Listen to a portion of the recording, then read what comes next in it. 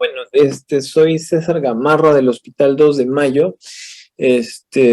Hoy toca la clase de trombosis venosa. Cuando hagan ya la rotación de cardio, ahí harán trombosis arterial. ¿Ya? Así que la clase está con el título de diátesis trombótica. Fíjense que ya hace varios siglos, ¿no? Se habían descrito estos problemas, tal como vemos aquí en esta pieza de Hipócrates, donde se ve tratando, ¿no?, un paciente con un aumento de volumen de una pierna, y fíjense cómo se ve este cordón venoso, ¿no? Un paciente que seguramente tenía en este caso describen como una tromboflebitis, posiblemente asociada a una trombosis venosa profunda. Entonces, diátesis es una predisposición orgánica a contraer una determinada enfermedad.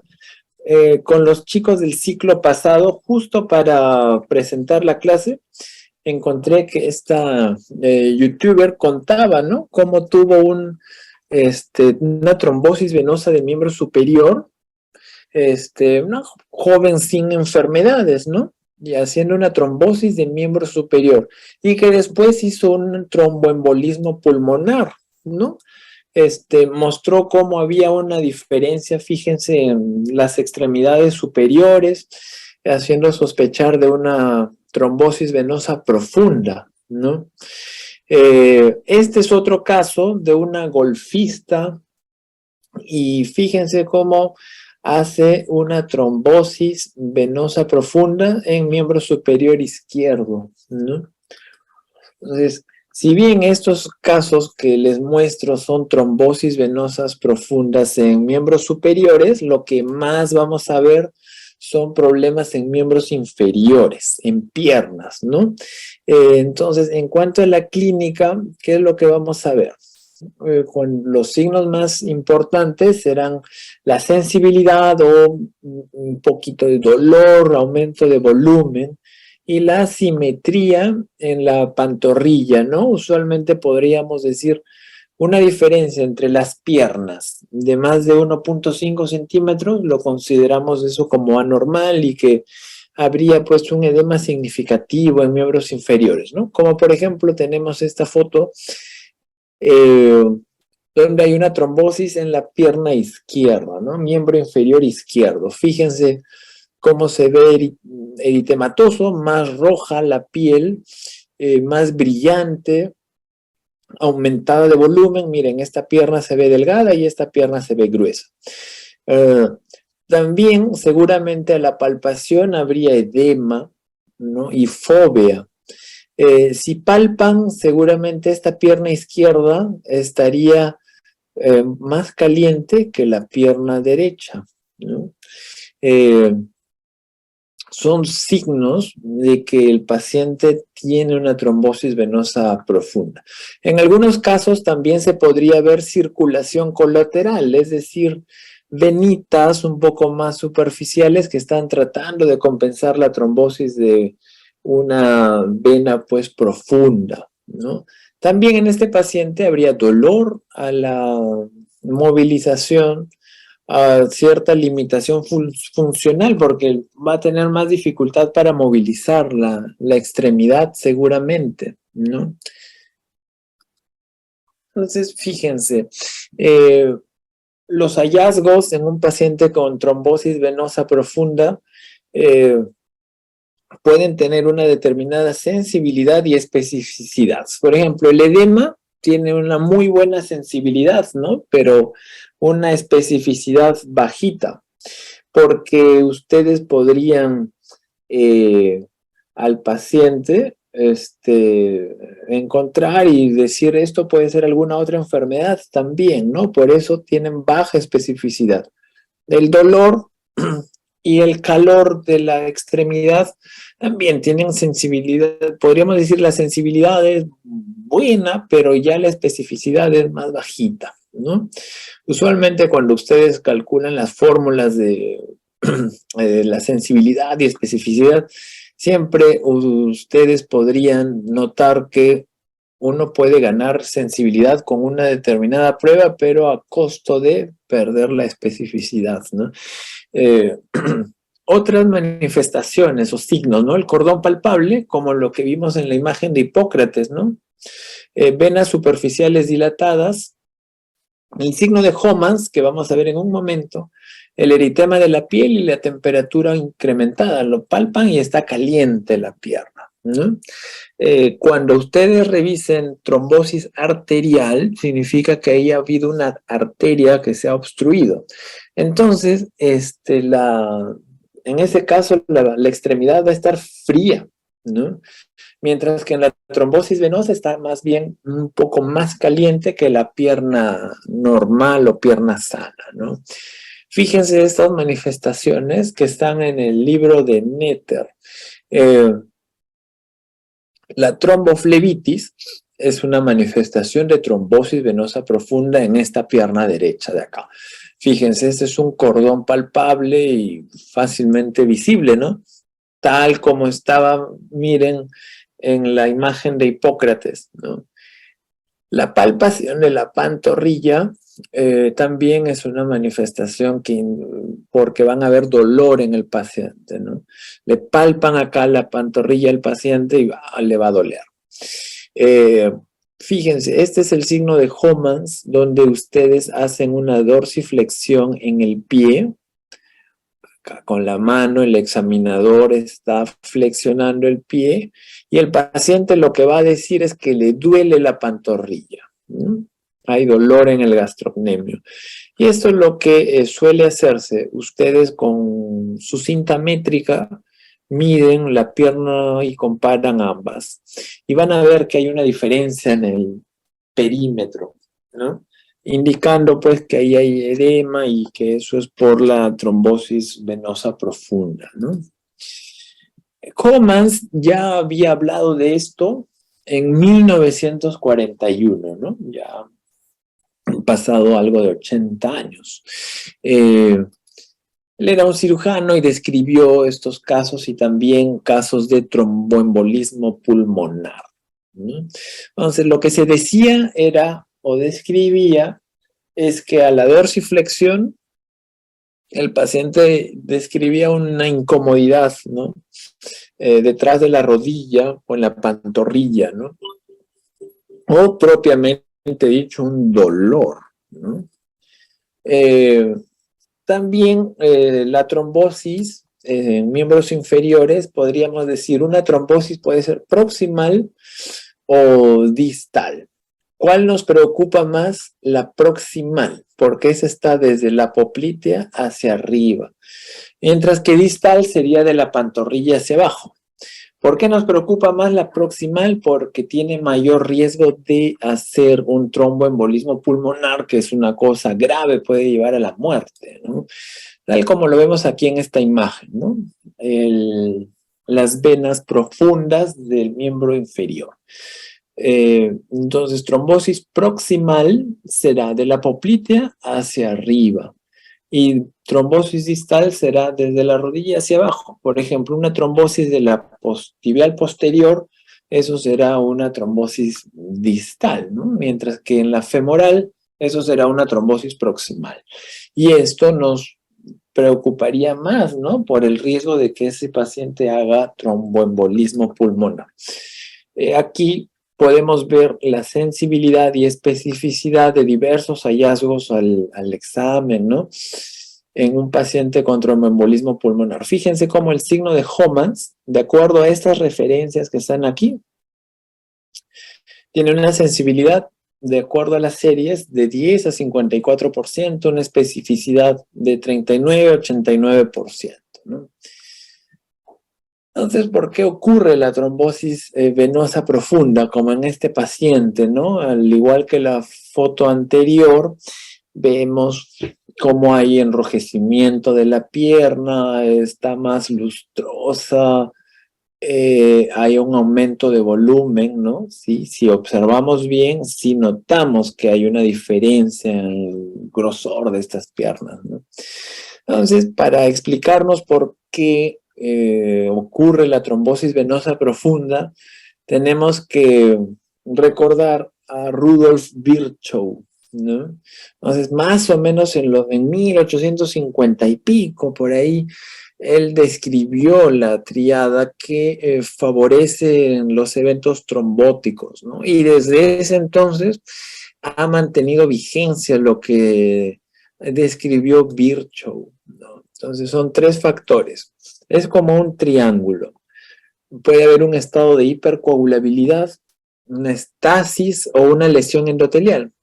Puede ser que solamente haya uno de estos presentes y que ha favorecido la aparición de la trombosis, o puede ser que haya más de uno de estos.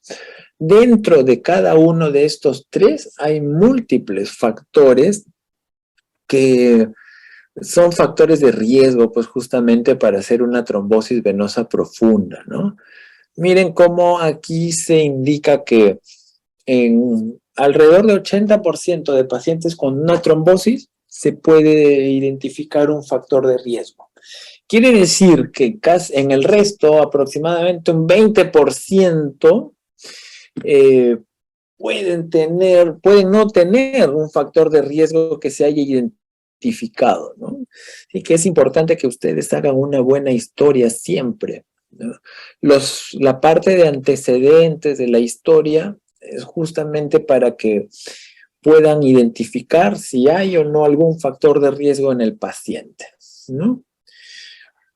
Hay ciertos casos donde puede haber más de un factor de riesgo en un mismo paciente, ¿no? Eso ocurre con cierta frecuencia.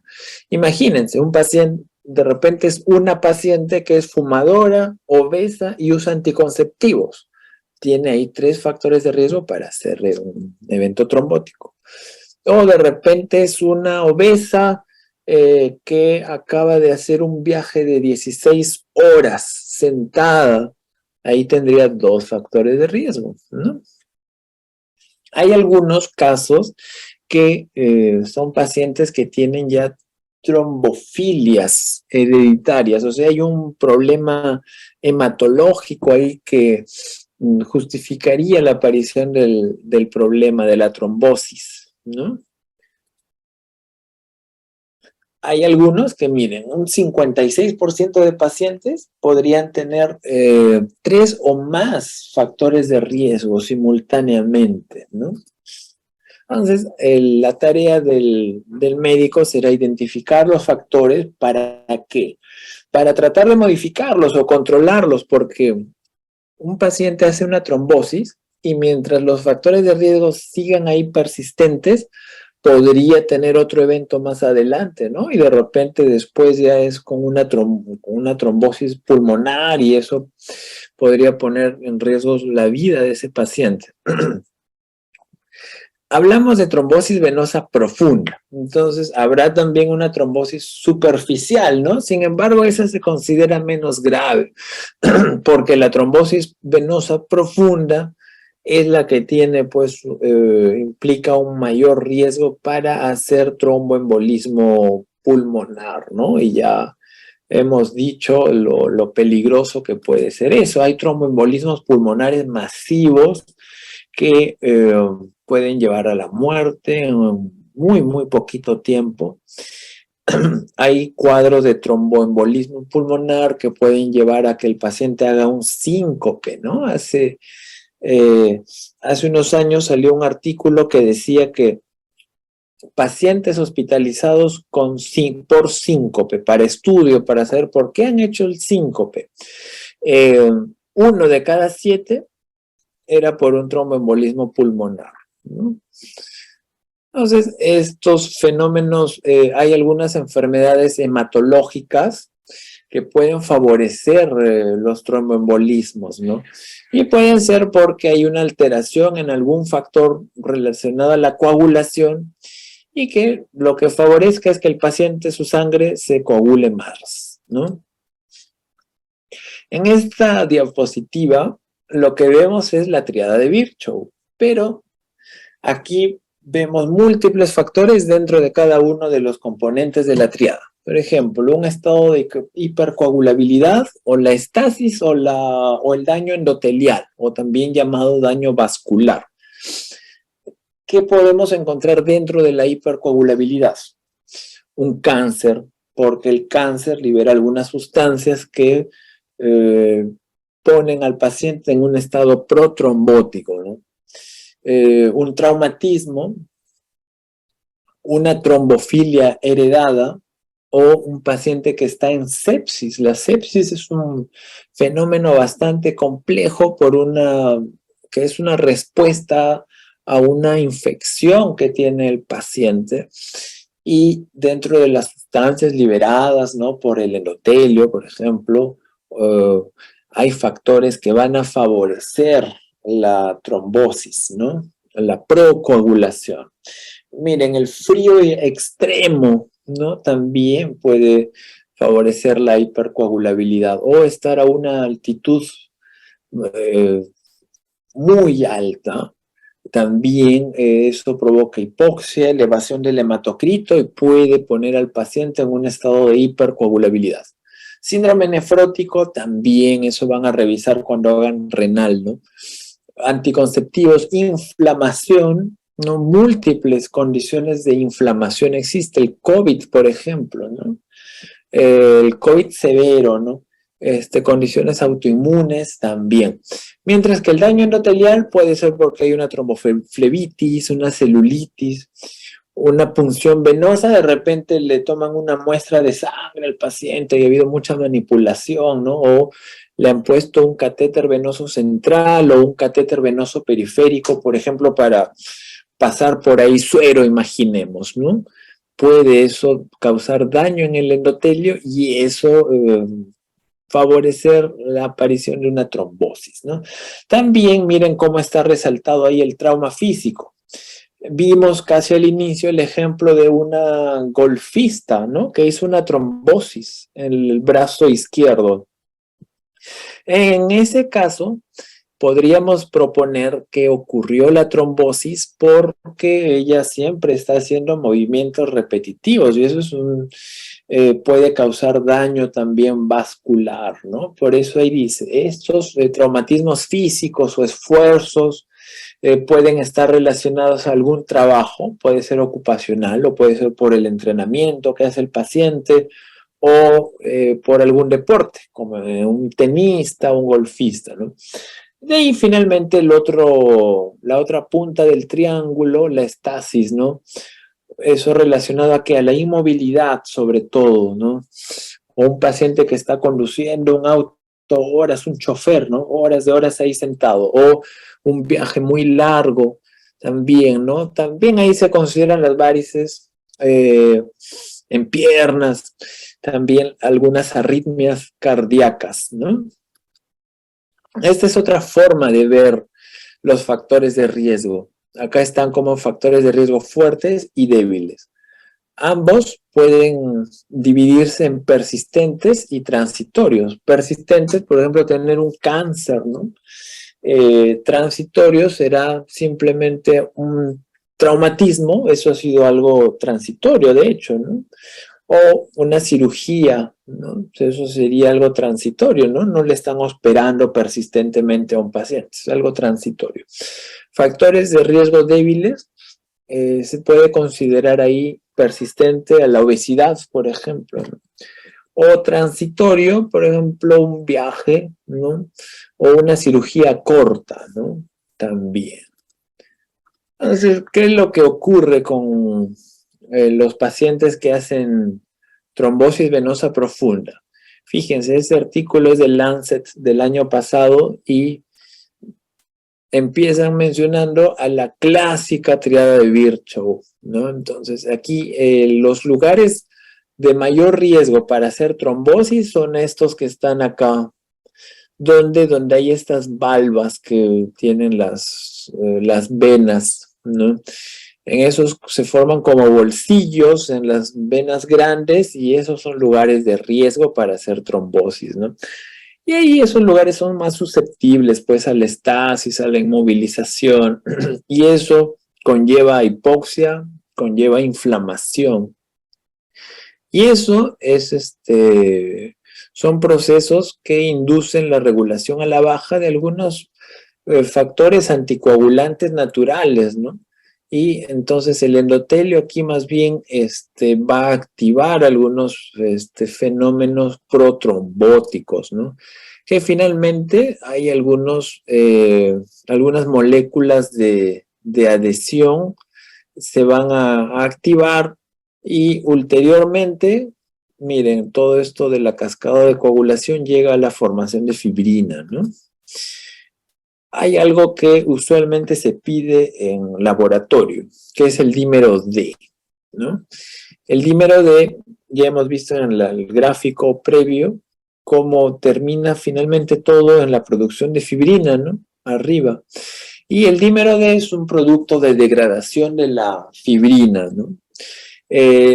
Entonces, cuando un paciente tiene trombosis venosa profunda o tromboembolismo pulmonar, es bastante común encontrar el dímero D incrementado. Sin embargo, se considera que no es específico, ¿no? ¿Por qué no es específico? Porque fíjense todas las enfermedades que pueden provocar elevación del dímero D, incluso algunas que no son enfermedades, como el embarazo. Si ustedes tienen una paciente embarazada y hace una trombosis, si le piden un dímero D, les va a salir seguramente positivo, pero no van a saber si es por la trombosis o es por el embarazo. O de repente tienen un paciente con cáncer, les piden un dímero D, va a salir seguramente positivo, pero no podrán discriminar si el dímero D se subió por el cáncer o por la trombosis, ¿no? Entonces, la especificidad es baja.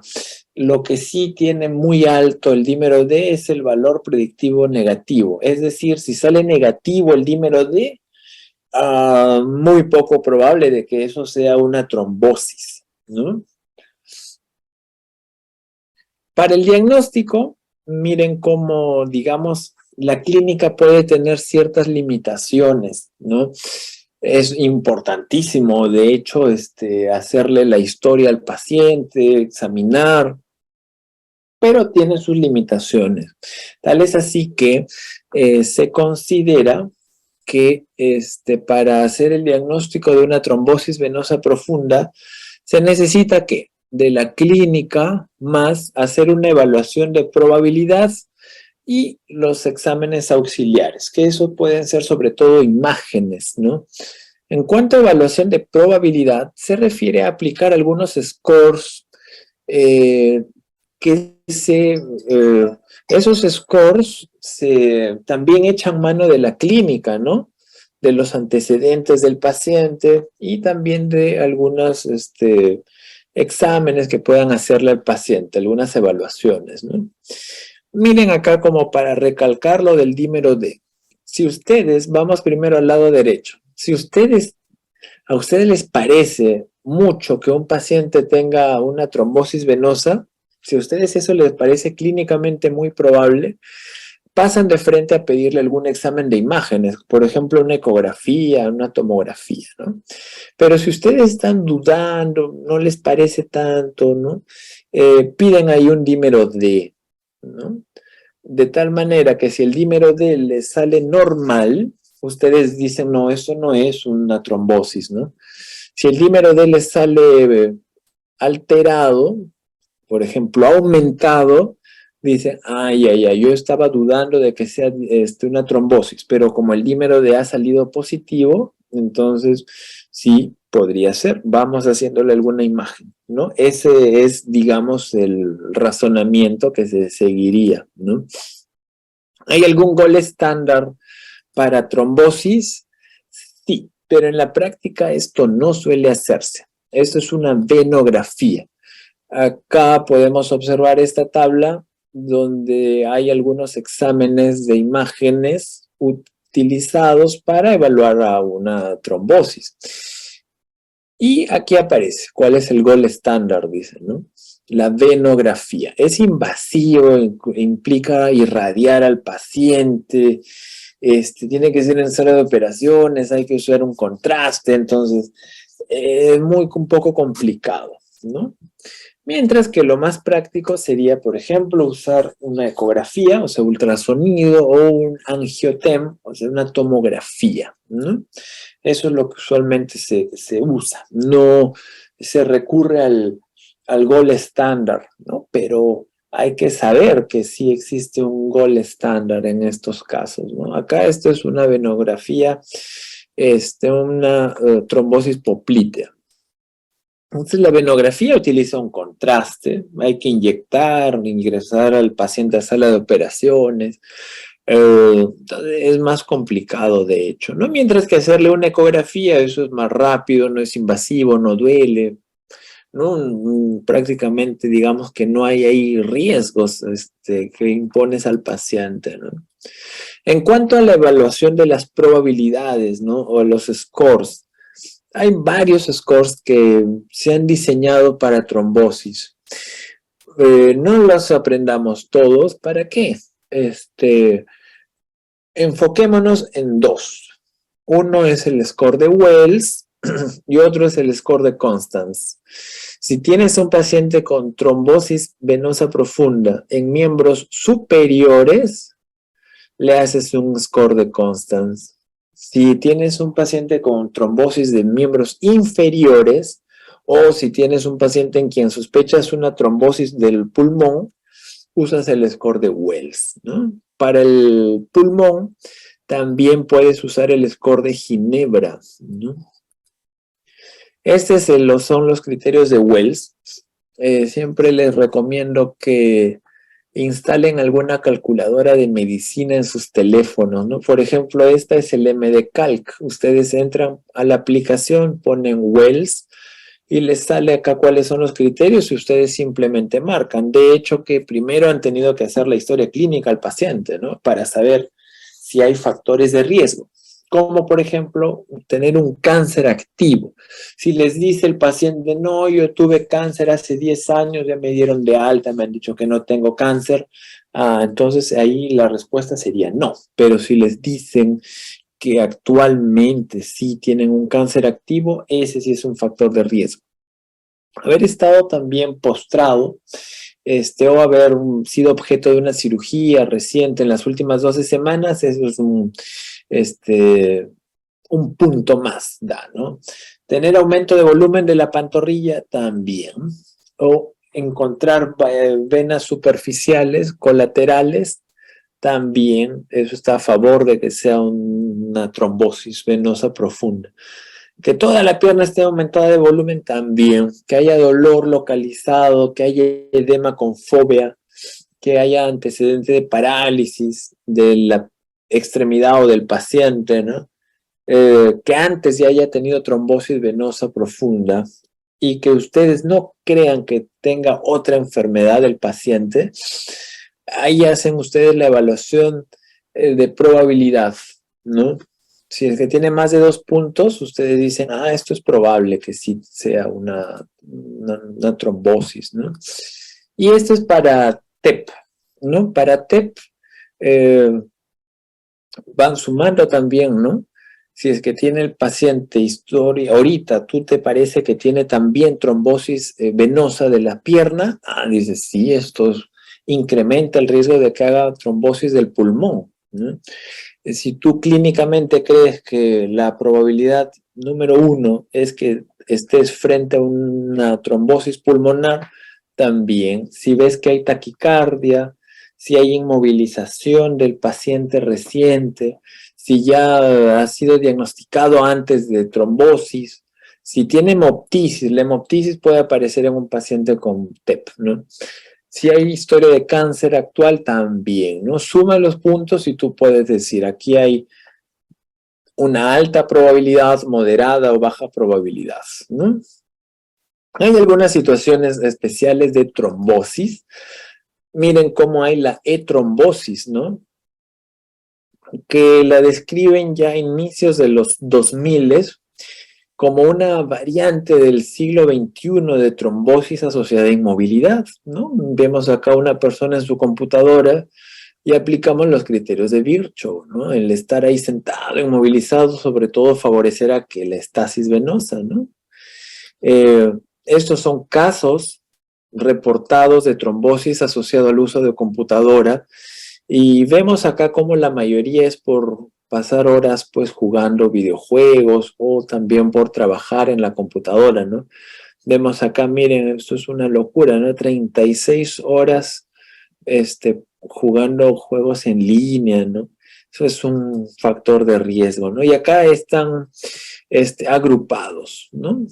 Como, por ejemplo, sentarse inmóvil, digamos, frente a la computadora más de 8 horas al día.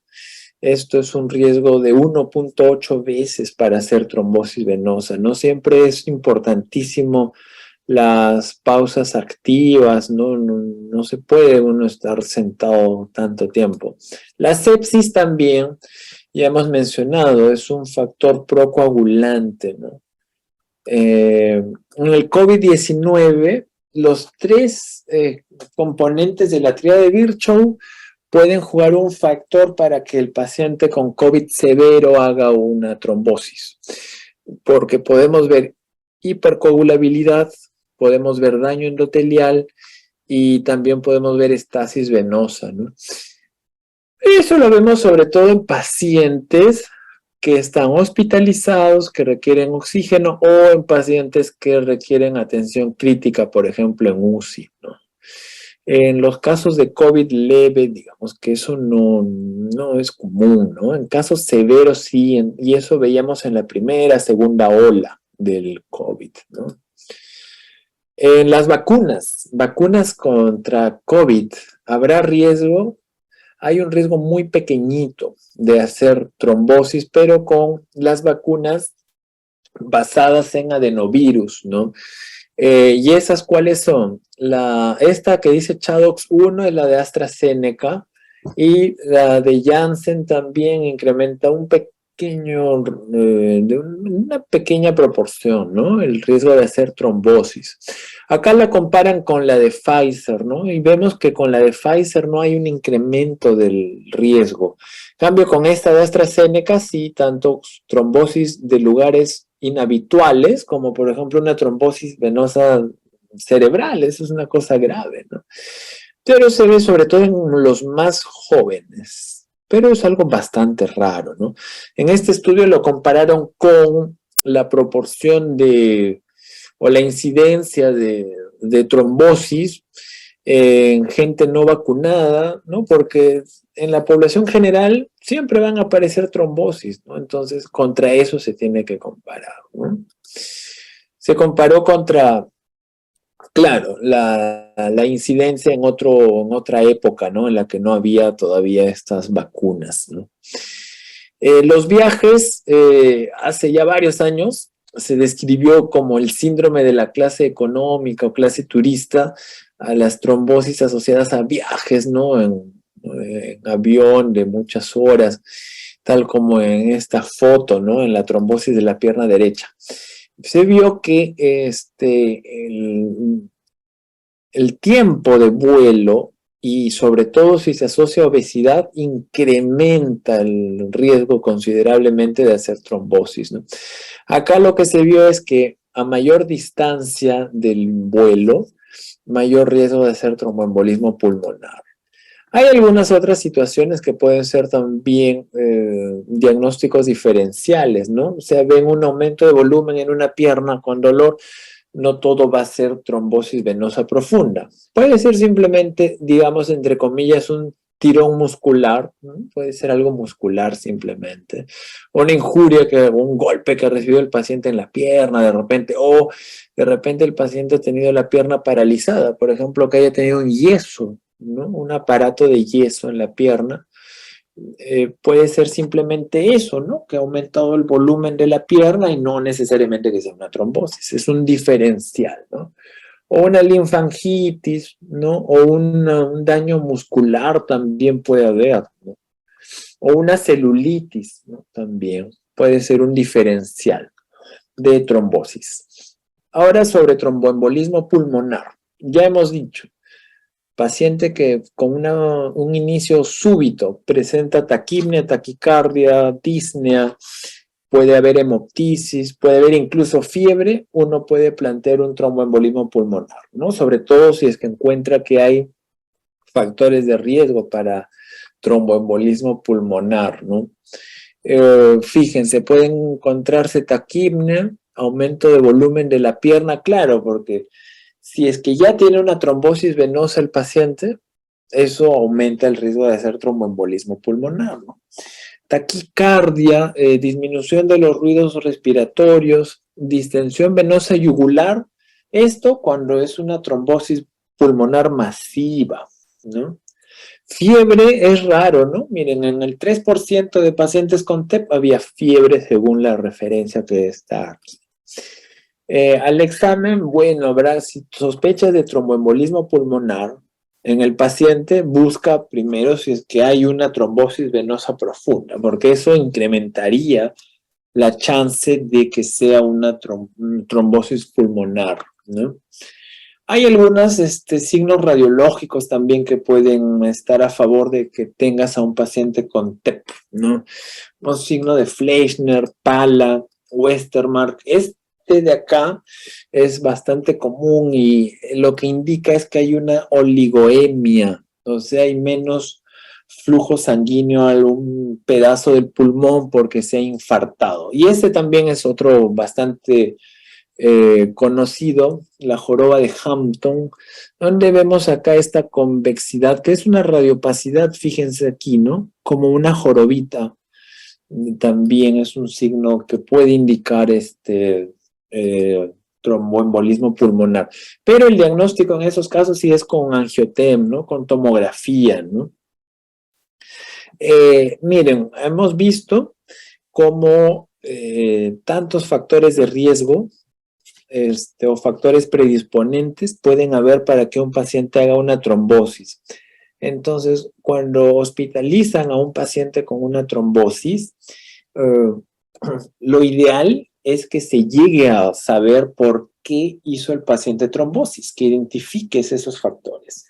Porque si son problemas persistentes que presenta el paciente, por ejemplo, un síndrome antifosfolipídico, de repente vas a necesitar darle tratamiento al paciente de manera indefinida, porque si es que le das anticoagulación solo, por ejemplo, 3 meses, de repente de acá a 2 años otra vez hace trombosis el paciente. Entonces, sí, lo ideal es llegar a saber por qué hizo trombosis tu paciente. Un resumen de qué es lo que hay que hacer cuando tienes un paciente con trombosis. Veamos cómo estas son diferentes asociaciones, ¿no?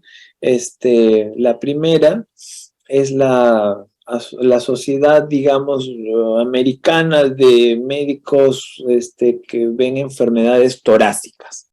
La segunda es la Sociedad Europea de Cardiología y la tercera es la Sociedad Americana de Hematología.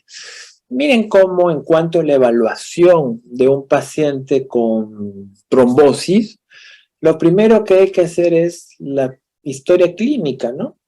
Evaluación clínica o la aplicación de la historia en algunos scores como el Wells, como Ginebra o como el score de Constance que les había mencionado, ¿no? Entonces, si es una trombosis en miembro inferior, puedes usar el Wells.